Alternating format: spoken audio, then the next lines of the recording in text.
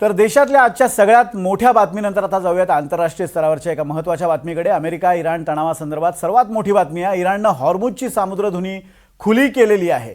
युद्धविराम असेपर्यंत हॉर्मुझ खाडी खुली राहणार असल्याचं इराणनं म्हटलंय। इराणचे विदेश मंत्री अब्बास अरागची यांनी ही माहिती दिली आहे। या घडीची मोठी अपडेट आंतरराष्ट्रीय स्तरावरनं आपण पाहतोय। इराणनं हॉर्मुझची खाडी खुली करण्याचं घोषित केलेलं आहे। इराणचं म्हणणं आहे की जोपर्यंत युद्धविरामाच्या चर्चा सुरू असतील तोपर्यंत ही खाडी खुली राहील।